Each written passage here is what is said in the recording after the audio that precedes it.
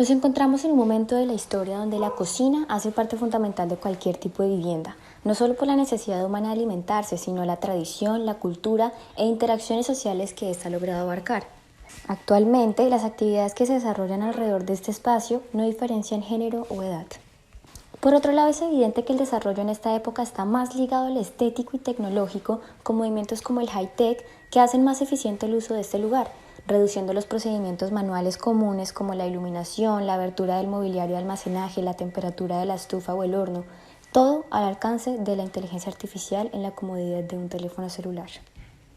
En el convulso marco económico y laboral de esta primera década del nuevo siglo XXI se consolidan importantes cambios estéticos iniciados en la década anterior, como los cuartos de baño que adquieren libertad de diseño y tendencia diáfana sin elementos ni espacios recargados.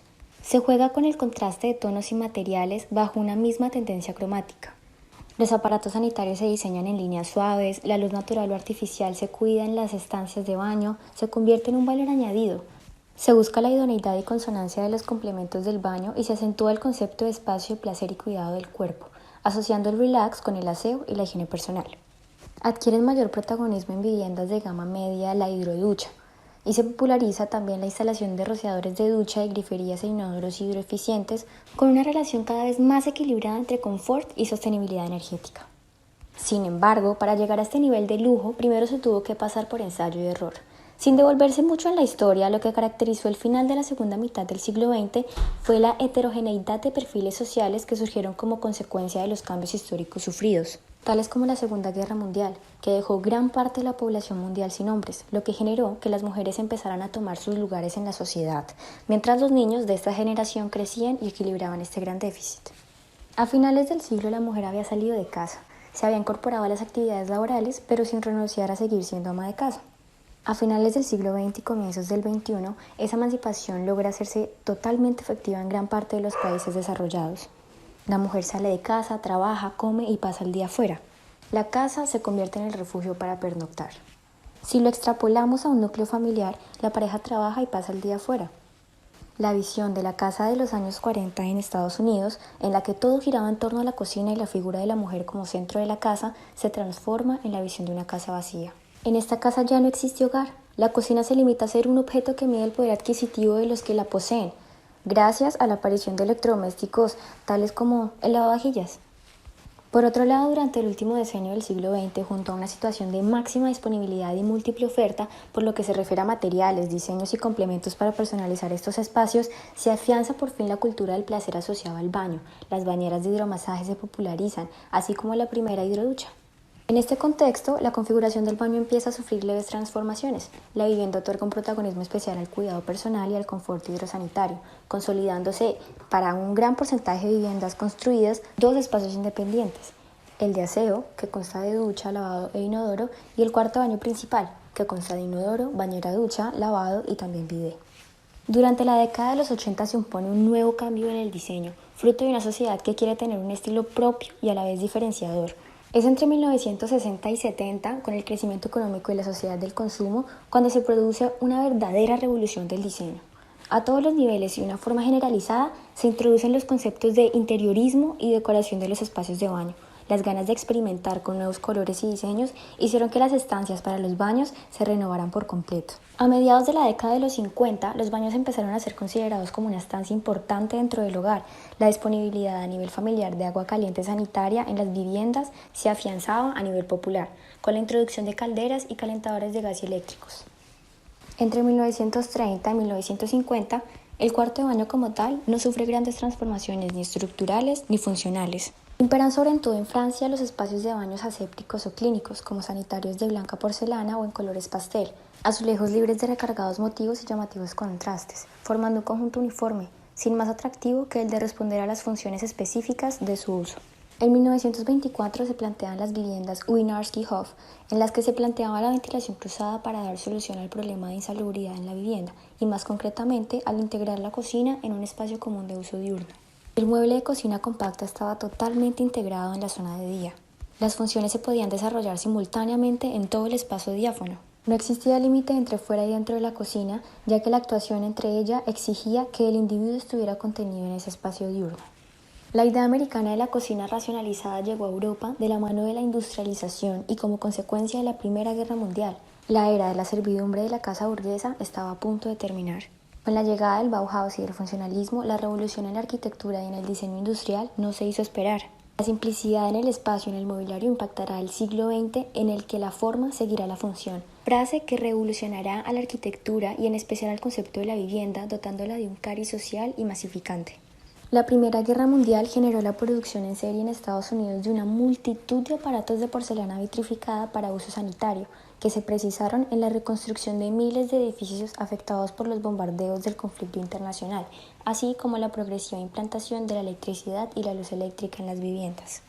En el siglo XIX los progresos técnicos, como lo fueron la batería de cocina y sobre todo el horno, transformaron las cocinas en lo que los grandes cocineros de la historia bautizaron como un laboratorio en donde se generaban nuevas técnicas, sabores y recetas. Los utensilios usados comenzaron a ser muy abundantes: balanzas, escurrideros, servicios de cubiertos, baterías, sartenes, tarros de especies. El verdadero progreso se hará notar a mediados del siglo XIX con la llegada de la industrialización que invadió la cocina, convirtiéndose en tema de preocupación de arquitectos y diseñadores, pero sobre todo en un tema de higiene. Esta idea rondaba por la mente de Max von Petterkoffer, padre de la higiene, quien será un pilar fundamental en la evolución de la cocina, pues gracias a él surgen dos grandes conceptos: el color blanco como el color de la limpieza y el aparador de la cocina, conceptos que marcarán a la cocina espacio, mueble, burguesa europea, en donde la gastronomía francesa sigue siendo la tendencia que rige la preparación de los alimentos. Pero en cuanto al espacio arquitectónico, los norteamericanos tomaban la ventaja. Arquitectónicamente hablando, la cocina norteamericana será un espacio muy refinado y diseñado para la ama de casa, usuaria del mismo y del que se ocupa personalmente. Lo cual no siempre fue así. Hace aproximadamente un siglo antes de la revolución industrial y los avances tecnológicos, contar con un cuarto de baño en la casa era sinónimo de tener una posición privilegiada, y la cocina no era más que un espacio que ocupaba un extremo de la vivienda. La importancia y presencia de estos espacios ha ido de la mano no solo de los avances en el campo de la higiene, el aseo y la estética, sino también a nivel cultural y social.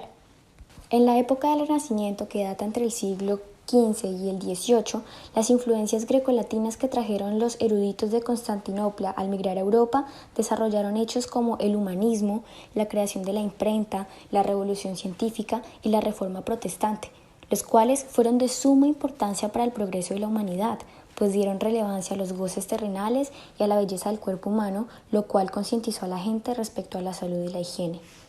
De esta forma se logró el acceso a los aseos públicos, las letrinas y los lavados, los cuales debían encontrarse en cualquier lugar o establecimiento. Habitualmente se construían en puentes donde las letrinas voladas, las cuales contaban con una losa perforada, permitían que las heces cayeran directamente a los ríos. En algunas viviendas las letrinas se encontraban en el exterior junto al establo y eran encastradas, lo que significaba que las heces caían directamente a un agujero profundo o a un pozo negro.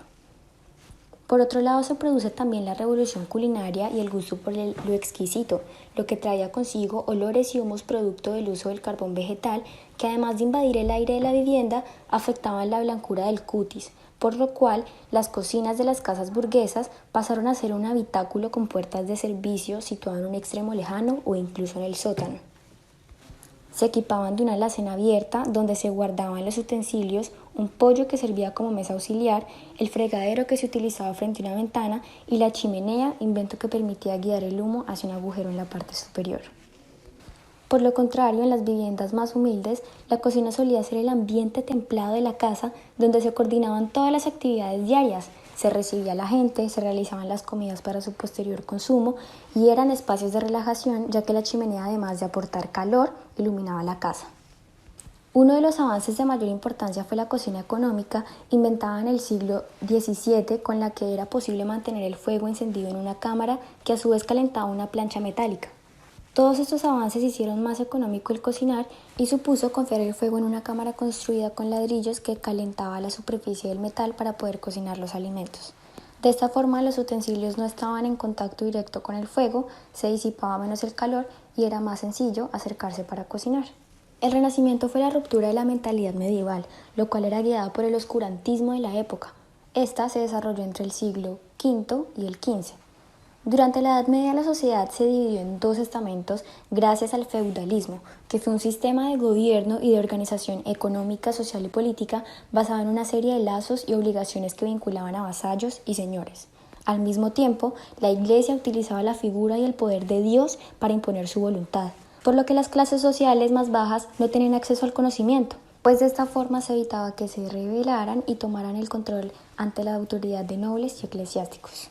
La obsesión religiosa de la época llevó a la gente a percibir cosas cotidianas como ir al baño en una tentación moral, pues estos no tenían nada que ver con higiene, sino con promiscuidad, ya que los baños eran tinas gigantes en madera y cubiertas por una capa de lino, donde de manera pública y mixta las personas podían bañarse. Por esta razón muchas personas optaron por renunciar a los baños en particular y a la higiene en general. Solo la clase privilegiada contaba con letrinas. En las murallas, las letrinas voladas, las cuales se encontraban en torretas adosadas con una losa perforada, lo que aseguraba que las heces cayeran directamente a los pozos de agua que servían como defensa y entre más repugnantes, mejor. Y en los castillos, las letrinas encastradas, las cuales enviaban las heces directamente a los sótanos o al foso. El pueblo llano donde se encontraba la clase baja optaba por hacer del cuerpo en basínicas y posteriormente lanzar todo por la ventana al grito de ¡agua va!, para alertar a las personas. Y aunque se le restó importancia a estos espacios casi al punto de desaparecer, la cocina sí ocupaba un gran papel. En los castillos era un lugar importante donde la actividad diaria era constante. Se dividían varios anexos como panadería, frutería, depósitos y entre otros, los cuales eran enormes habitáculos con gigantescas chimeneas. En una cocina podían encontrarse varias de ellas. En las viviendas burguesas, la cocina era un solo espacio con la sala y el comedor donde las diferencias sociales se mezclaban. Dependiendo del clima, variaba su ubicación. Se encontraba en un extremo en los climas cálidos y en el centro de la vivienda en los climas fríos, e invariablemente se ubicaba en la planta baja, ya que así se obtenía acceso directo al patio, facilitando el acarreo diario de combustible, agua y alimentos. En vez de chimeneas, se hacían huecos en el techo para evacuar el humo y se realizaban hogueras o lareiras. Mientras que en la antigüedad clásica, entre los siglos V a.C. y II después de Cristo, la práctica del baño era una de las costumbres más importantes, pues algunas de las primeras prácticas de baño occidentales provienen de Grecia.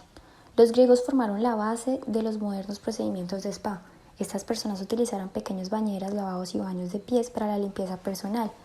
Además, en la India se practicaban baños rituales basados en la higiene personal 3 veces al día, y en la antigua Roma, además de los baños privados en las casas ricas, se implementaron los baños públicos aprovechando las fuentes de agua termal. El baño para las primeras civilizaciones representaba un ritual al cuerpo donde usaban aceites esenciales aromatizados preparados exclusivamente para manifestar así la limpieza del alma, connotación religiosa y de poder. Estos aceites sagrados protegían la piel sometida a la sequedad y el calor. Los griegos usaban la bañera, que solía ser de barro cocido y moldeado o se podía tallar en piedra. Las tinas y jofainas eran de barro cocido y servían para bañar a los niños pequeños. También el baño fue una de las actividades diarias más comunes en la cultura romana y se practicaba en una amplia variedad de clases sociales. Los romanos siguieron muchas de las prácticas de los baños griegos y los superaron en el tamaño de sus baños, los cuales se convirtieron en un centro focal para la actividad social y creativa. Otro espacio importante para las civilizaciones antiguas fue la cocina, que tuvo su origen en la necesidad de encontrar una estancia en el cual cocinar, cuando el atrio dejó de ser el lugar donde se conservaba el fuego del hogar. Es así como este espacio toma importancia al quedar a disponibilidad de todos. La cocina, como espacio diferenciado, apareció en el siglo V a.C., conservando así carácter religioso. El propio hogar, donde eran cocidas todas las viandas, era también utilizado como lugar de culto a los dioses. Ya en la época romana se encontraron cocinas que estaban muy bien equipadas con lavadero y horno de pan. Solía ser una instancia pequeña, oscura y en zonas apartadas, lejos de las habitaciones privadas, para evitar ruidos, humos y olores desagradables. En algunas casas griegas mantenían el fuego en sus patios e ingresaban los alimentos a las despensas. En las cocinas de Roma se guisaba en un fogón cuadrado o rectangular situado junto a una pared alrededor del mismo. Se sentaban los habitantes de la casa no solamente para cocinar, sino también para aprovechar su calor en invierno. La ventilación, que era escasa, se realizaba a través de pequeñas ventanas que dejaban salir los humos. De ellos heredamos las 3 comidas básicas del día: desayuno, almuerzo y cena. Si retrocedemos un poco más en el tiempo, nos encontramos con la cultura egipcia, la cual se desarrolló durante más de 3.500 años. Comenzó con la unificación de algunas ciudades del Valle del Nilo alrededor del año 3150 a.C. y convencionalmente se da por finalizada en el año 31 a.C., cuando el Imperio Romano conquistó y absorbió el Egipto ptolemaico, el cual desapareció como estado. Este acontecimiento condujo a una transformación gradual en la vida política y religiosa del Valle del Nilo, marcando el final del desarrollo independiente de su identidad cultural. Sin embargo, algunas de sus costumbres quedaron vigentes, pues los egipcios le daban a la higiene un papel protagonista. Es sabido que siempre tuvieron una gran preocupación por mantener lo más perfecto y armonioso posible el cuerpo que se les había dado. Esto está relacionado con sus fuertes creencias acerca de la vida eterna. Asimismo, sabemos que los baños estaban reservados para las clases pudientes, ya que solo se han encontrado restos de baños en palacios y residencias de la nobleza. Las damiselas jóvenes de clase alta esperaban su baño de rodillas en una alfombra fabricada con juncos. Dicho aseo era realizado por esclavas que volcaban agua perfumada con azafrán, mirra o canela sobre sus cabezas. Aunque no tuvieran acceso a bañeras, lo hacían con un método parecido al de las actuales duchas. Este efecto lluvia del agua se conseguía pasando el líquido a través de una especie de cestillos agujerados. Algunos disponían de estanques centrales en su hogar que empleaban para sumergirse en sus aguas al atardecer. Los más pobres debían conformarse con llenar baldes con agua y echárselos por encima. También era habitual bañarse en el río Nilo. Los medios utilizados para retirar los desechos generados en las casas eran numerosos. A veces eran arrojados fuera de las viviendas, no llegando más lejos que la calle siguiente. Otras veces se arrojaban en agujeros que se habían hecho para hornos cerámicos dejados de utilizar. En algunas ocasiones se recurría también a una casa vacía del vecindario para el vertido. Existían aseos y dispositivos para la evacuación de las necesidades fisiológicas, pues disponían entre muros unos aparatos formados por dos soportes separados por un espacio en el que se coloca un recipiente lleno hasta la mitad de arena. También se han descubierto varios modelos de retretes con asientos en piedra o madera apoyados en unos muros bajos con aberturas en forma de cerradura y con bordes con inclinación hacia el centro, que se situaban sobre un recipiente de arena o cuyos lados se encontraban dos elementos divisores de agua paralelo. Sin embargo, poco se habla de la vida cotidiana del pueblo egipcio, cómo eran sus casas, con qué se alimentaban. Normalmente las clases privilegiadas realizaban 3 comidas en lugar de 2, y mientras que las familias egipcias de a pie no solían tener mobiliario y comían en esteras, la gente pudiente comía en mesas repletas de alimentos. Una residencia estándar cobijaba de a 5 a 10 personas, se cocinaba en la calle y si la casa era muy pequeña, en el patio trasero se cocinaba donde había un horno y un pequeño almacén de grano. En las residencias nobles había una cocina más espaciosa con despensas y silos para almacenar el grano y las legumbres. Por otra parte, paralelamente se desarrollaba otra civilización, Mesopotamia, con una gran variedad de pueblos que se asentó entre los ríos Tigris y Éufrates durante los siglos 3500 y 2800 a.C. y cuyo dominio se extendió hasta la llegada de los persas en el 550 a.C. El desarrollo de la tecnología en esta región estuvo condicionado en muchos aspectos a los avances en el dominio del fuego, conseguidos mediante la mejora de la capacidad térmica de los hornos. El fuego era el elemento clave transformador de un alimento en comida gracias a la gran variedad de productos, ya que comer no era solo una necesidad, sino también un placer. Había una cocina en cada vivienda y en los edificios públicos dedicados a la alimentación, precedentes de los restaurantes contemporáneos donde se podía ingerir alimentos en grupo. Estaban destinados a quienes visitaban las ciudades, pero también eran frecuentes para la gente local. Existían establecimientos rudimentarios llamados lugares del fuego, delimitados con tierra o ladrillos que fueron considerados como las primeras cocinas de la historia. Los estudios arqueológicos hablan también de toda una batería de cocina formada por hornos, vasijas y cazuelas que introdujeron la cocción indirecta en las recetas de la antigua Mesopotamia.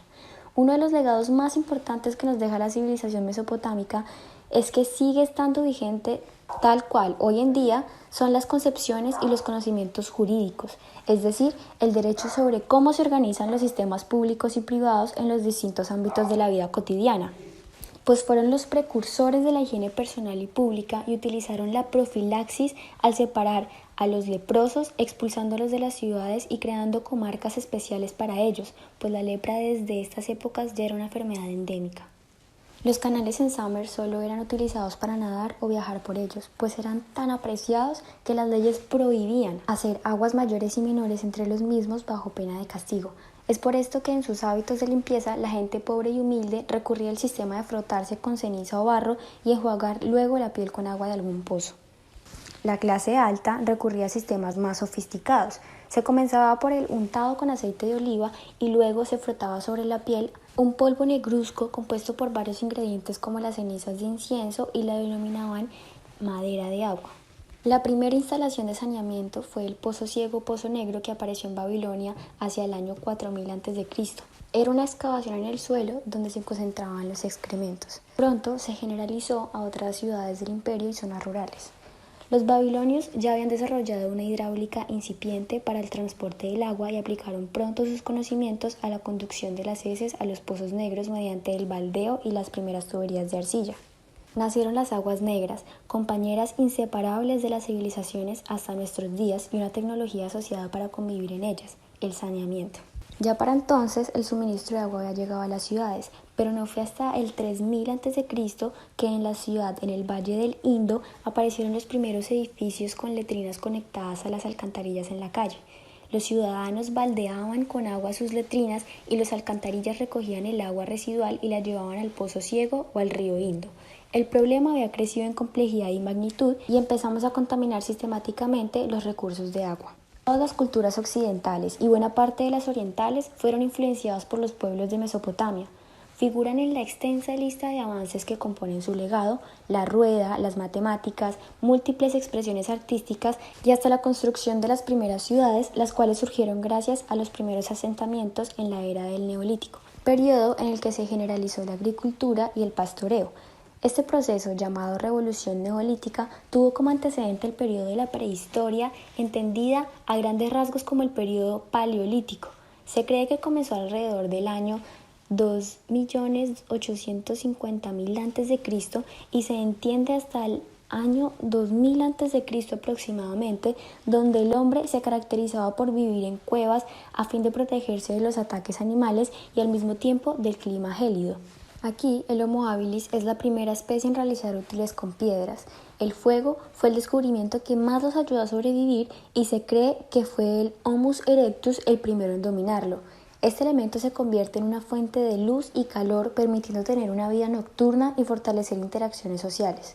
Al ser un recurso que le brinda protección, el hombre ya no huye de los depredadores e inicia sus primeros asentamientos. La cocción de la comida alargó sus años de vida. El hombre aprende a preservar la comida y desarrolla técnicas en medicina. Desde que el hombre se hizo sedentario, encontró problemas que antes no tenían lo referente a la limpieza y el aseo, en el que por tener una morada fija se vieron atacados por pulgas, roedores, piojos y entre otros. La convivencia en espacios cerrados aumentó la probabilidad de transmitir enfermedades como consecuencia de la domesticación de animales. Según los hallazgos arqueológicos, el hombre usaba conchas para afeitarse, también pinzas y palillos de dientes. Poniendo ahora en perspectiva todo este recorrido histórico, cabe resaltar la capacidad de resolver problemas por medio de la adaptación y la creatividad.